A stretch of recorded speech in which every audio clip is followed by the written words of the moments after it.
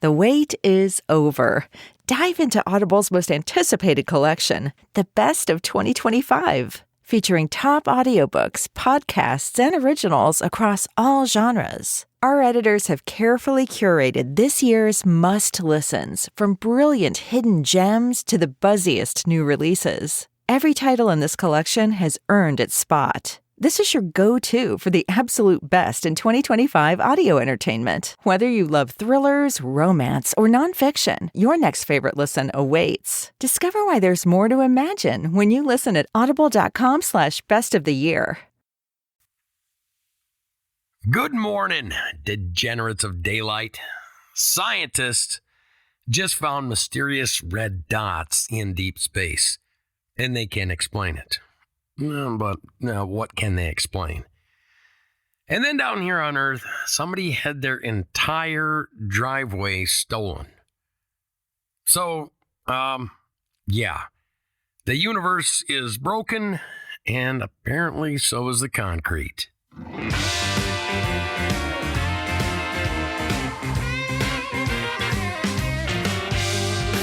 Disclaimer: Morning Crankers is not responsible for coffee snorts, keyboard drool, awkward public laughter, spontaneous twerking, or any texts you regret after listening.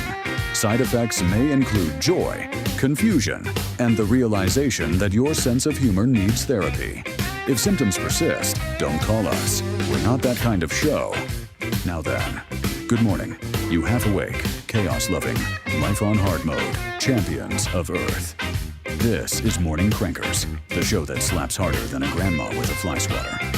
Jokes are fresh, filters are off, and dignity left the chat hours ago. So grab your caffeine, hug your poor decisions, and brace yourself for the ride. Welcome to Morning Crankers.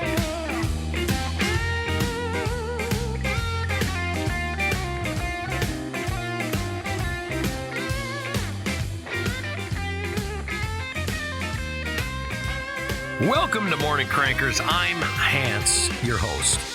I'm kind of like your emotional support grouch. You know what I mean? The only guy left who still remembers when you could leave your car running without it getting abducted by a tow truck.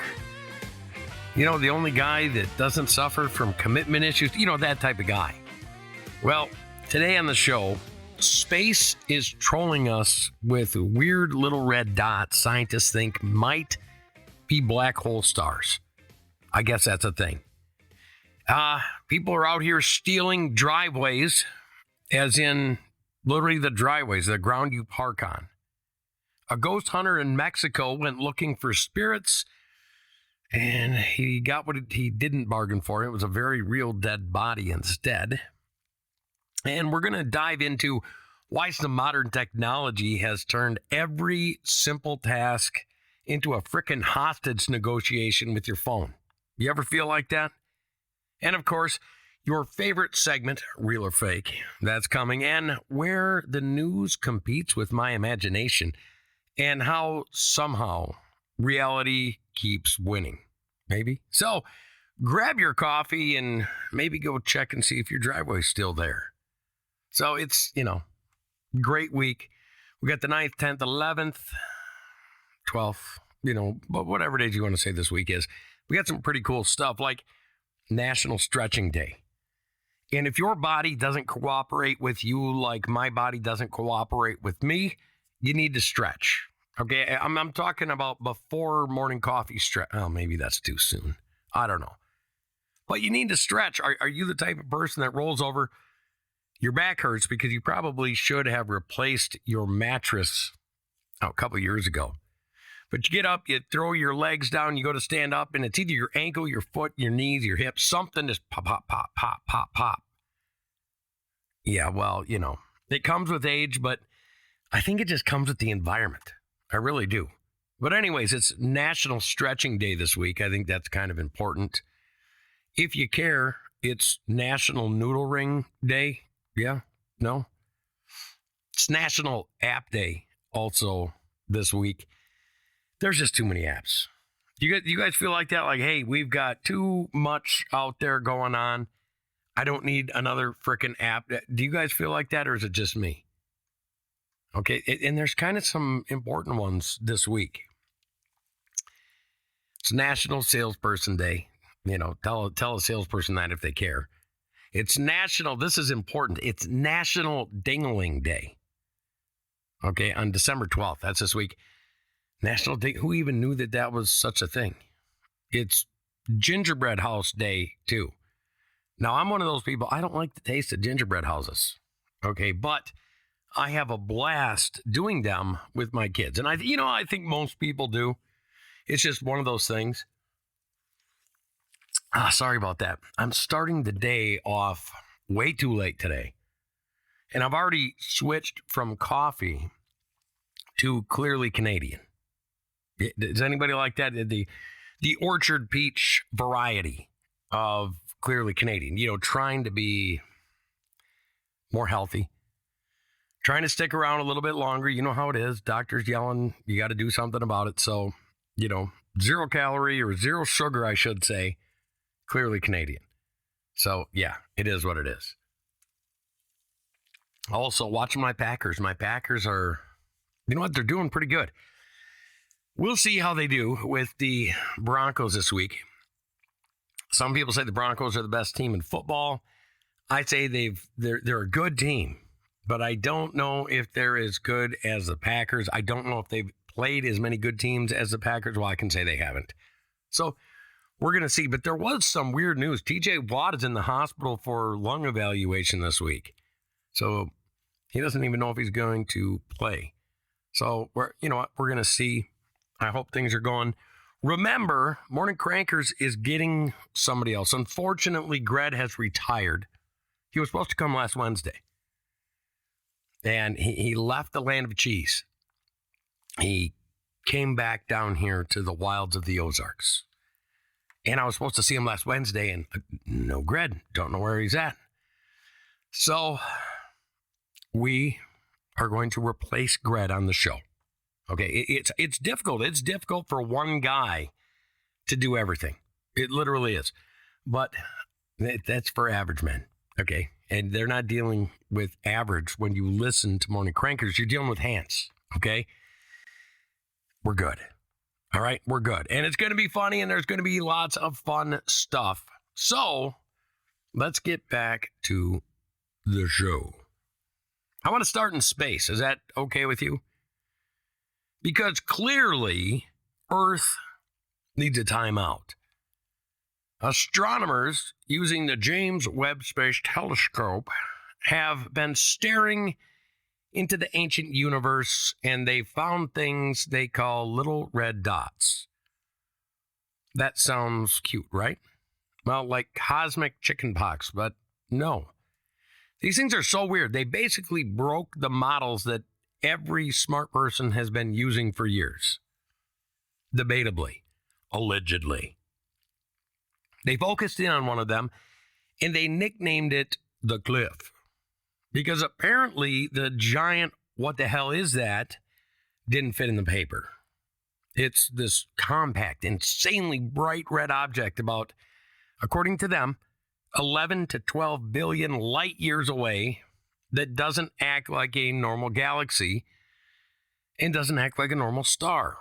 Scientists now think that it might be a totally new class of object, a black hole star. Basically a ravenous black hole wrapped inside a giant ball of gas that glows like a star as it eats everything.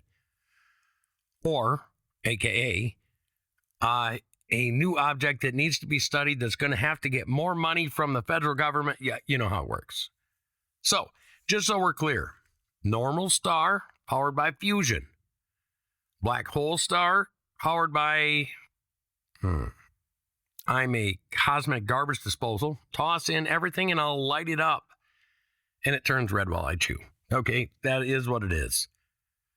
Now they're saying this might even help explain how some supermassive black holes in the early universe got stupidly huge, stupidly fast.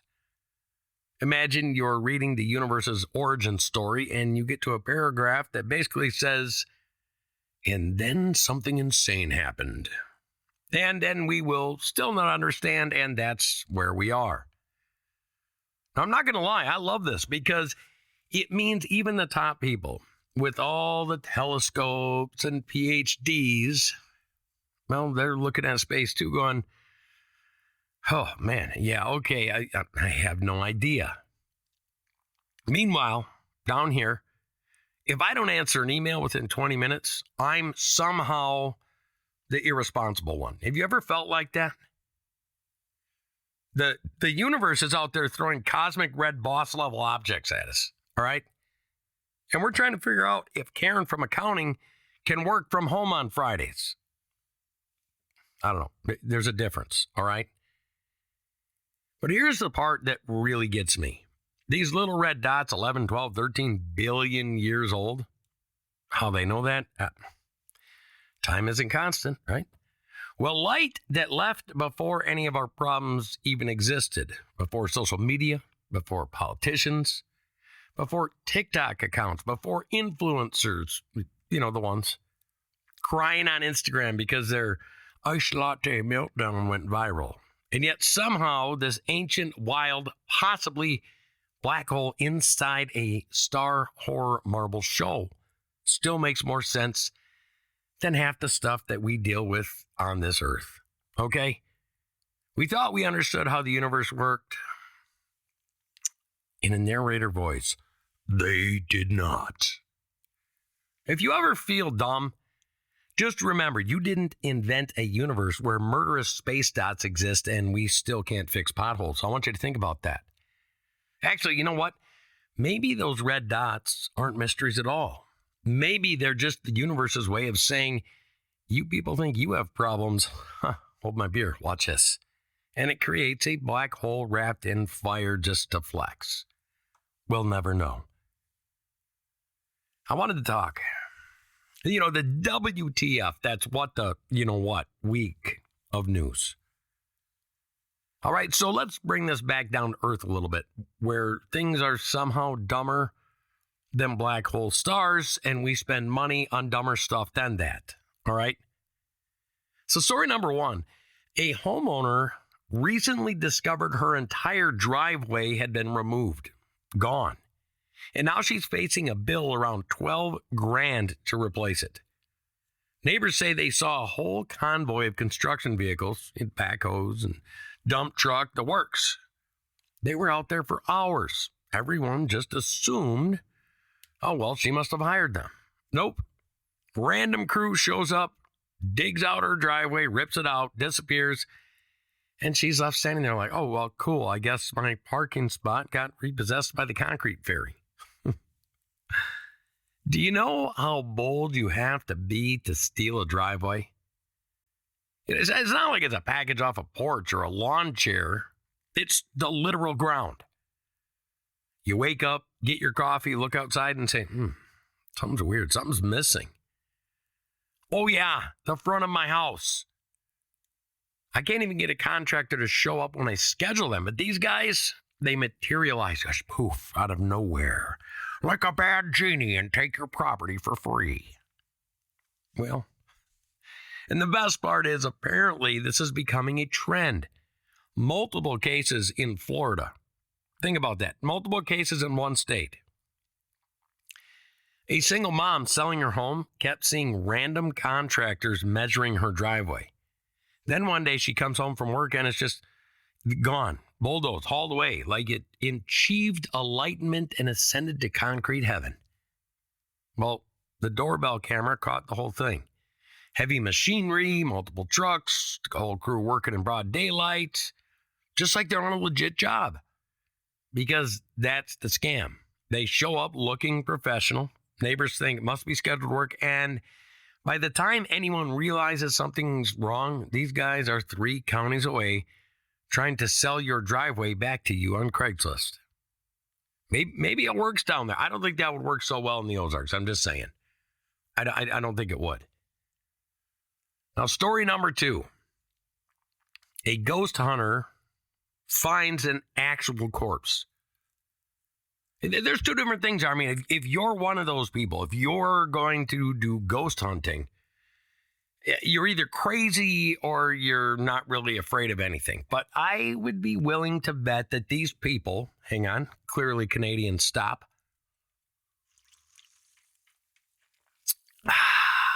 You can still hear it like pop rocks on my tongue. It's weird. You could clearly think, at least for a normal person, if you're a ghost hunter and you find a real dead person, isn't that too deep? I mean, one evaporates and one just stinks. You know what I mean? But a ghost hunter in Mexico went into a supposed haunted house. Now, this place even has a nickname, Mansion of the Goblins.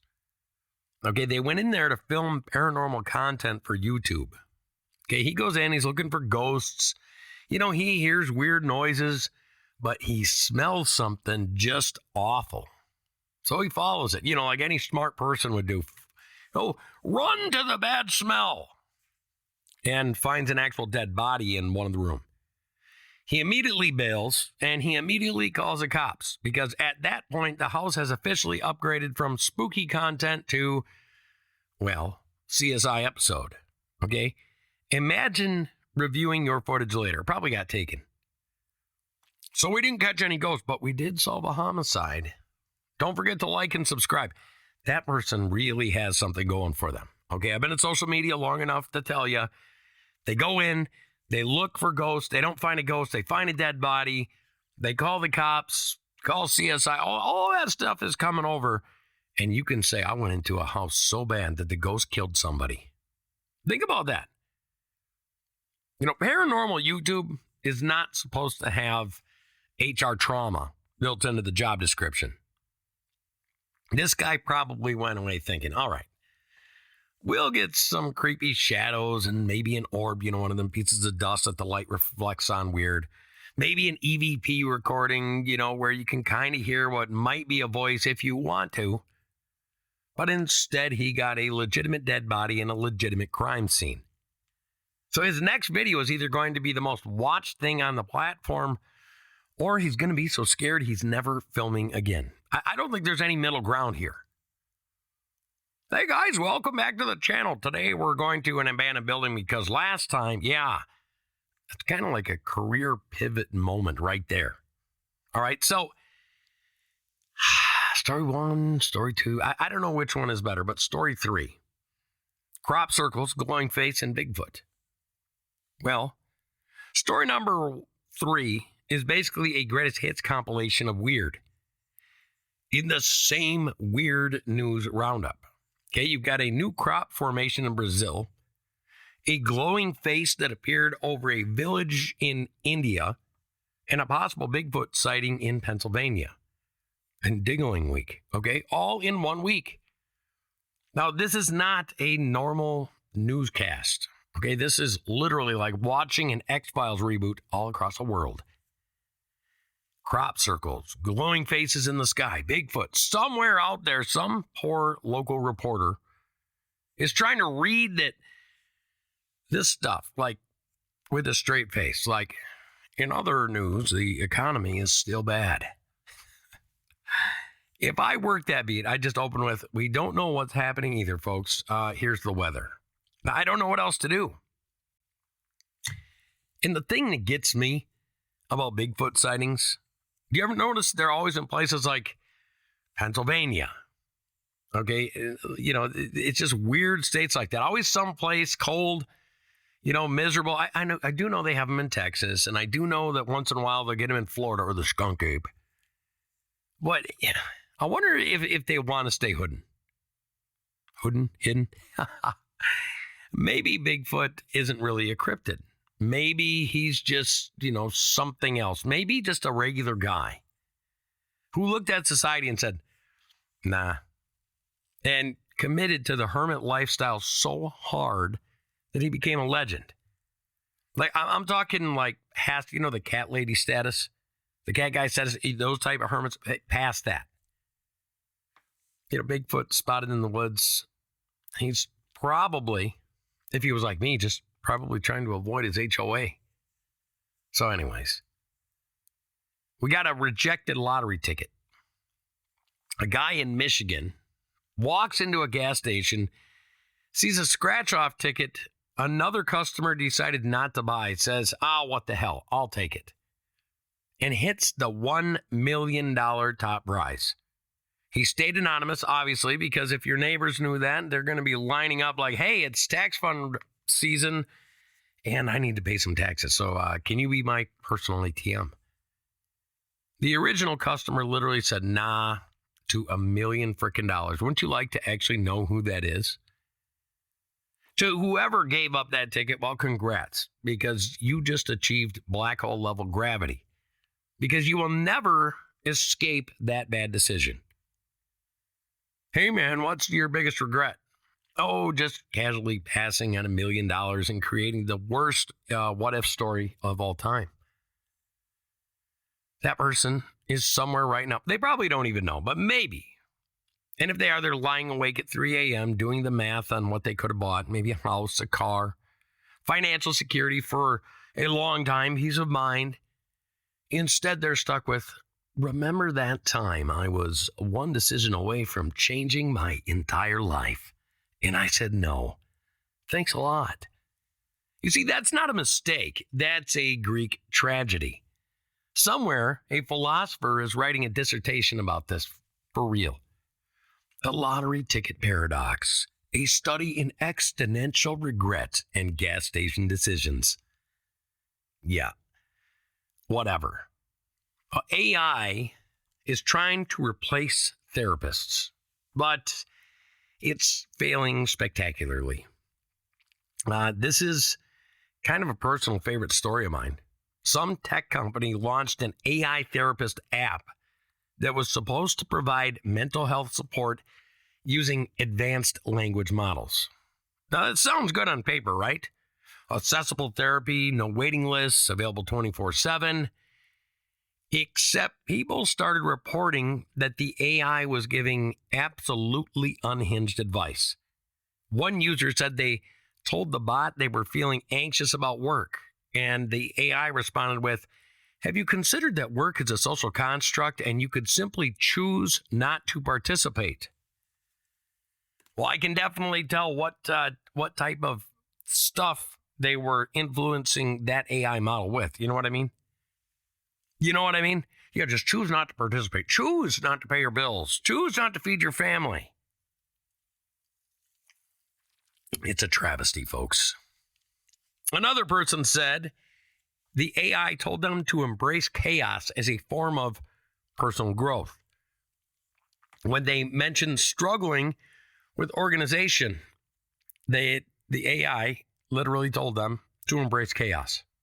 Okay, well, some people can do it, some people can't. It is what it is.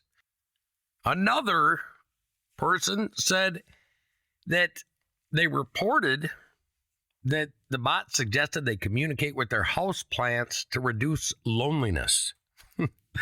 Now, I'm not a therapist, all right? I'm not. But I'm pretty sure talk to your ferns isn't an evidence science-based treatment protocol. Pretty sure. The company pulled the app after 2 weeks and issued a statement. They said, we are refining the model to provide more appropriate responses. Translation?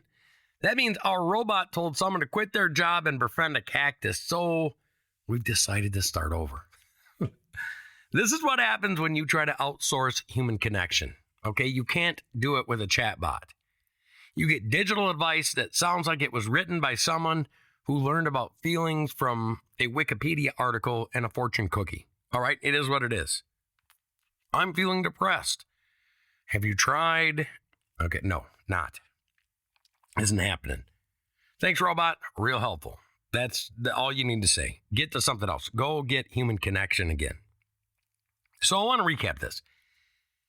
Space somehow now is full of demon dots that we don't understand. Earth is full of people stealing driveways.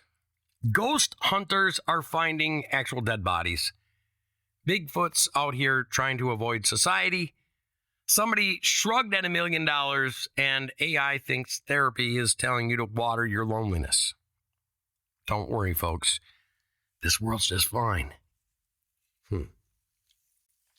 It's time that we do Cranker of the Week.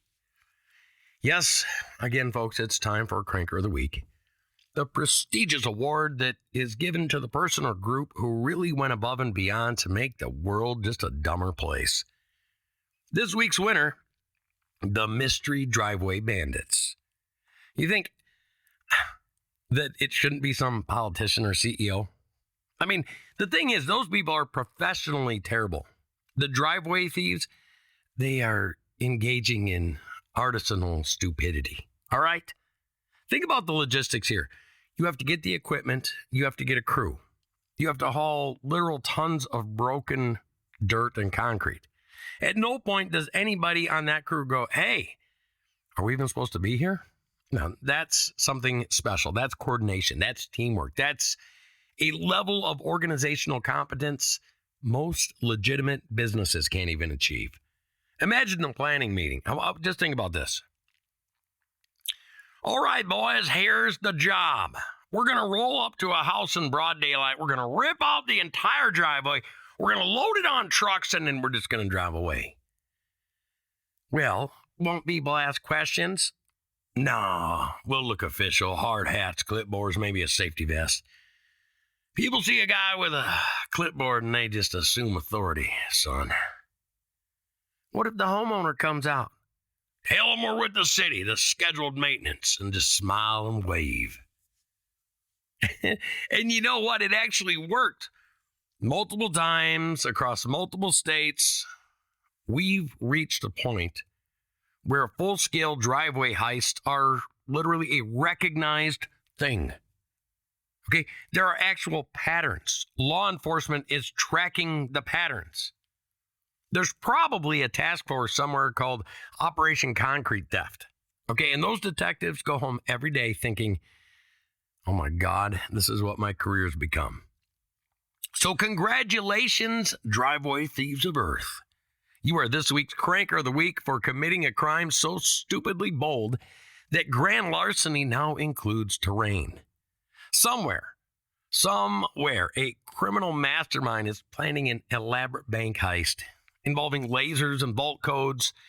And meanwhile, these guys are like, nah, we're going to steal pavement. And honestly, who's the smarter ones? Banks have security. Driveways don't even have a lock. You see what I'm saying? So, I don't know. This whole driveway thing, it's kind of got me messed up a little bit. I mean, you think about that kind of stuff. You know what I mean? Like, something affects your neighbor. Well, it didn't affect you, thank God. But at some point, you're like, that could happen to me. I could be at work, and I could come home, and I might not have a place to park the old Chevy. You know what I mean? So now I've gotten to the point that when I leave my house, I think about it. I'm suspicious of construction equipment. The other day, I'm driving home, and there's a random dump truck parked on my street. And, that used to be, oh, good, somebody's fixing something. And now I'm like, oh, my gosh. All right, which one of you is trying to get to my front yard? I pull into my driveway, which, by the way, I never appreciated more in my life. And I actually took a second to mentally note this. Okay, it's still here. Nobody's running off with concrete. It's progress. I've got neighbors walking their dog. And when I see them pass by, I sit there and I'm like, hey, how are you? Okay, that's what I used to say. Now I'm one step away from being the guy that's like, if you see a backhoe, man, just call me, please. You see, I used to worry about porch pirates, stealing packages that I'm getting for Christmas or for the wife or for the kids or something. And not so much anymore. Now I'm out here thinking, is my sidewalk about to get jacked? Am I going to wake up to find my steps on Facebook Marketplace? Because that's where they'd be at, isn't it? I mean, as a kid, my fears were monsters under the bed and quicksand or maybe getting eaten by sharks, even though I grew up in Wisconsin. I mean, it's irrational. But as an adult, interest rates and health care, and now some frickin' guy named Chuck hauling away my driveway because he wrote down the wrong address and he just doesn't care. We used to joke about the government taking everything, and now it's just whatever guy with a good quality skid steer. See, but you want to know what really bothers me about this? It's just the audacity, the sheer confidence required to look at someone's property and think, yeah, I'm just going to take that. And it's not even breaking in. It's not sneaking around at night, just rolling up 9 a.m. on a Tuesday with a crew and acting like you belong there. That's some sort of level of brazen that I can't comprehend. I feel guilty taking extra napkins from a fast food place, for crying out loud.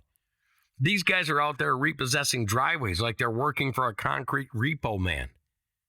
And the absolute worst part is nobody's even stopping them. Why? Well, they look legitimate.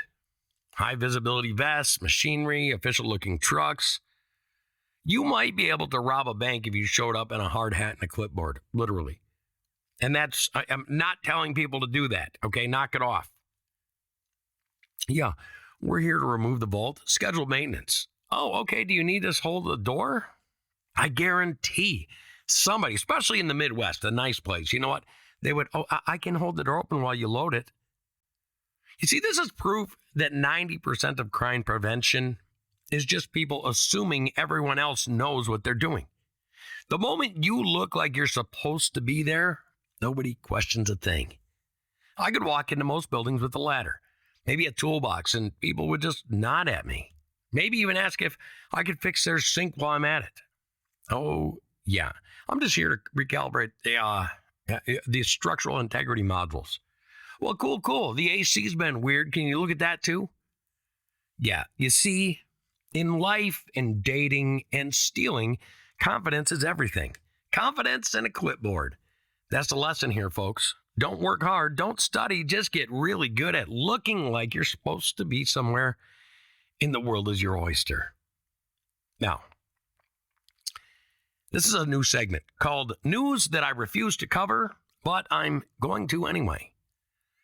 All right, it's just time for this new segment, so I want to try this out, okay? This I'm going to refuse to cover it, okay? Let me go through these stories real quick. Story 1, celebrity baby and baby name drama. Some celebrity couples, and I'm not saying who because I don't give I don't care, just name their kids something ridiculous, like normal. And again, the internet is having a meltdown about it. Here's my take. Who cares? The kid is going to grow up with more money than all of us combined. I think they're going to be fine. They could be named Rutabaga Thunderdome, and they'd still have a better life than most people. Meanwhile, regular people are naming their kids normal stuff like Jennifer and Moses and Frank and Jeff, and those kids turn out weird. Names don't matter. Childhood does. Therapy does. But names, I kind of think they're absolutely useless. If you're mad about a celebrity baby name, I need to redirect that energy toward literally anything else. Infrastructure. Maybe your own life. Maybe get a hobby. Anything at that point. Story 2. Someone literally got offended by a cup of coffee. Apparently, a coffee chain released a seasonal cup design, and some people are upset about it. Not because it's offensive, not because it's problematic, because it's boring, folks. It's a cup. You drink out of it for 10 minutes, and then you throw more crap on the earth. You just throw it away. It's a temporary object in your life for 10 minutes. It has less emotional significance than a napkin. But no. We need think pieces. We need social media outrage. I mean, what would we talk about if there wasn't? We need people filming themselves dramatically pouring coffee into different cups as an act of protest. It's a disposable container, people. It doesn't require your feelings.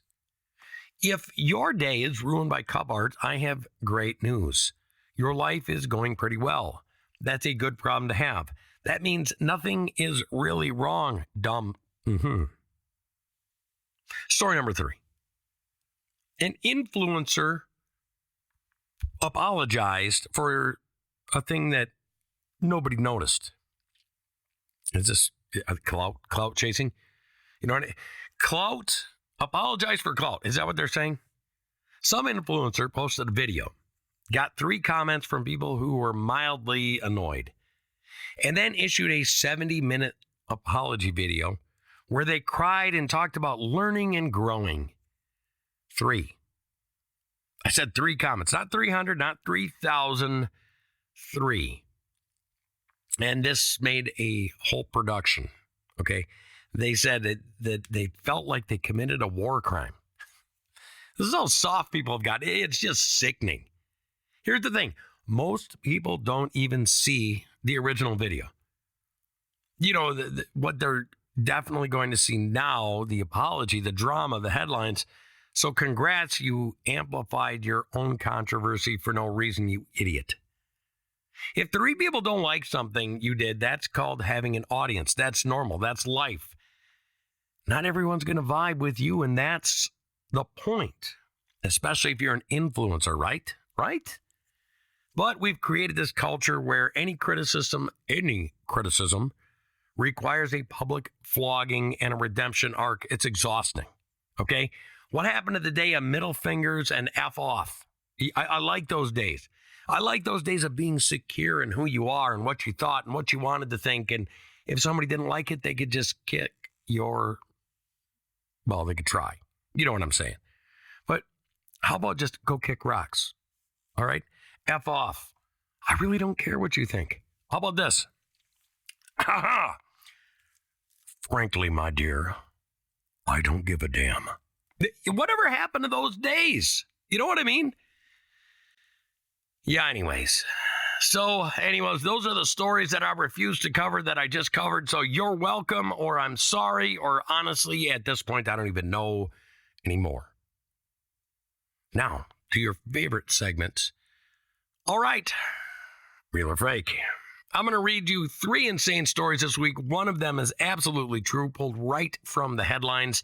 The other 2, well, they're made up. Your job is to figure out which one is real. No goofing, don't cheat, just embrace the confusion. Story A.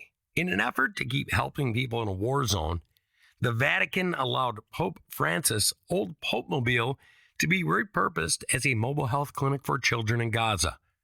The custom vehicle, which once carried the Pope through crowds, was converted to bring medical care to kids in a devastated region. It's literally driving around as a mobile clinic right now. It's the holy SUV of pediatrics. That's story A. Story B. A town in Oregon recently passed an ordinance requiring all public parks to play classical music at a frequency only teenagers can hear. A deterrent to keep kids from loitering after dark. Adults can't hear it, but anyone under 25 reportedly finds it incredibly annoying. The mayor called it an elegant solution to an age-old problem. Local teens are protesting by showing up to city council meetings with kazoos. That's story B. Story C. A Midwestern city recently tested a new anti-jaywalking program where crosswalks will only turn green if you scan a QR code on your phone first. Officials said it encourages digital engagement with public safety. Anyone without a smartphone has to wait for a random 2-minute cycle twice per hour. Locals are furious, and one guy showed up dressed as a traffic cone in protest and just stood there in the middle of the intersection. So, Pope-mobile Health Clinic, teenage repellent classical music in parks, QR code crosswalks. One of those is real. 2 of them directly came from my brain, which apparently needs supervision. You think about it, lock in your guess, and I will reveal it at the end of the show. Now, this is a mini rant, petty grievance of the day. Okay, today's petty grievance of the day, it's self-checkout and QR code everything. You ever feel like that? Somewhere along the line, big companies decided, hey, what if we made the customer do all the work and made them feel guilty about it? You see, I go to the store now and there's 14 self-checkout machines and one employee standing in the middle like some kind of like Barracuda lifeguard. Okay? Those jobs are gone, except that one. And that one just continues to stare at me while the screen sits there and screams, unexpected item in the bagging area. Yeah, it's called groceries, Susan. That's why we buy here. And you know what? The weird thing, the machine always acts like you're committing fraud. You scan a banana, a freaking banana, and the computer has a meltdown like you just tried to smuggle plutonium out of a research facility. And then that big light comes on, and there's that just sits there and spins. It says, please wait for assistance. No. Okay, I scanned a banana. This is not complicated. Bananas have been sold in stores in America for decades. This should not require an override code and a manager with a badge to come over. Well, then you go to a restaurant and they slap down a little stand with a QR code link like, we don't have menus anymore. You'll just need to use your phone. Well, great. Now my battery has to work overtime, and I have to get that code for them to take all my information so I can learn about your $19 avocado toast. Okay, nothing makes me feel more valued as a guest than doing data entry just to order a frickin' burger and then them stealing all my information. Okay, and then, of course, there's the tip screen at the end of the thing that pops up like, I'm a boss, 20%, 25%, or 30%. No tip. You can't even usually find them anymore. But it's hiding somewhere in a submenu, somewhere. More options, that little button that says eternal shame. Yeah. Meanwhile, the person who actually didn't do anything, yeah, they're looking at me. They're scanning me. Okay. I bagged it. I scanned it. I shopped for it. I paid for it. You see, all I want to do is dodge this screaming robot. What should happen is when I go through the line, okay, or if I'm at a restaurant and I have to go through this data entry, they should be tipping me. You know what I mean? They should be tipping me. Everybody that goes through that, you have to agree, they owe us. Now, you know what I miss? I miss cashiers. I miss human beings that knew what they were doing. You'd hand them your stuff, they'd scan it, you'd pay, you leave. Simple. It was super efficient. Nobody had any existential crisis with a produce section, okay? Now I'm standing there playing detective with barcodes while a machine is sitting there judging me. And don't even get me started on QR codes in bathrooms. I'm kind of done with that, if you know what I mean. Scan to rate your bathroom experience. No, I'm not. Absolutely not. I am not giving feedback on a bathroom. As a matter of fact, if a bathroom's really clean, I never say anything. If it's dirty, I complain. That's just the type of person I am. Maybe that's because I'm a cranker. Okay? But it is what it is. When's the last time you went up to management and said, I really enjoy how clean your bathroom was?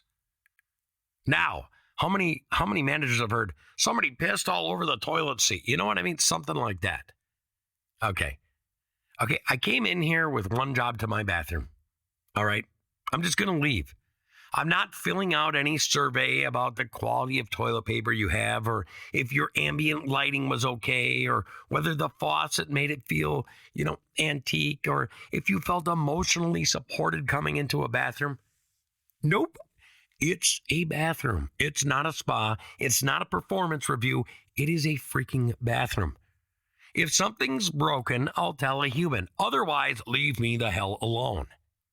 At this point, I half expect my driveway thieves to leave behind a little kiosk.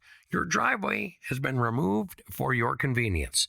Please rate your experience. 1 star for bad, 2 star for still bad, 3 stars for your in shock and will be willing to accept anything.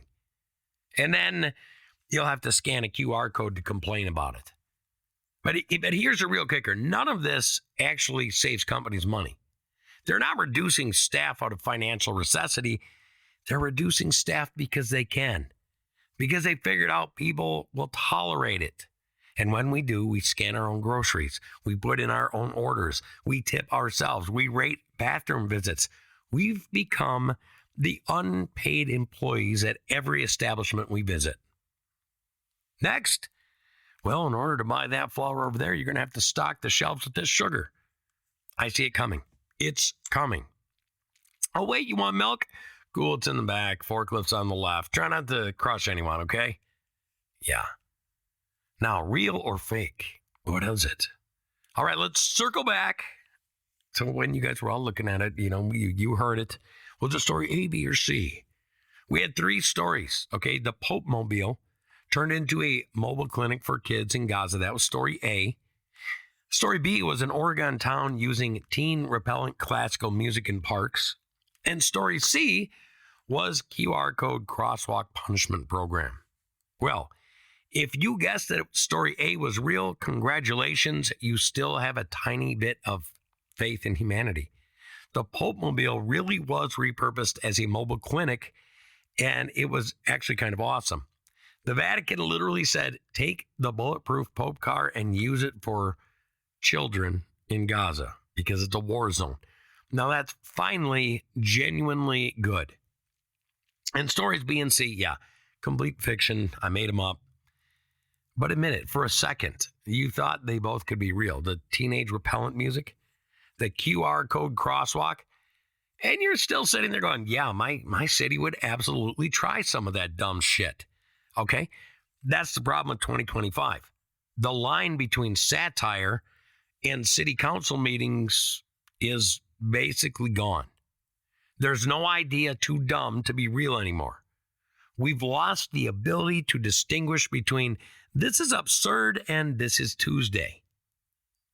Politicians propose stuff that sound like rejected Black Mirror episodes, and we're like, oh, that seems legit.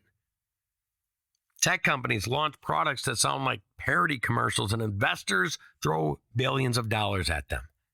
Someone suggests making crosswalks require phone verification, and instead of laughing them out of the room, someone will say, oh, let's get the money together. How soon can we pilot this?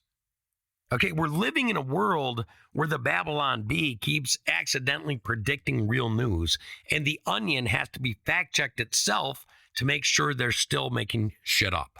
That's where we're at. So, let's review what you learned today.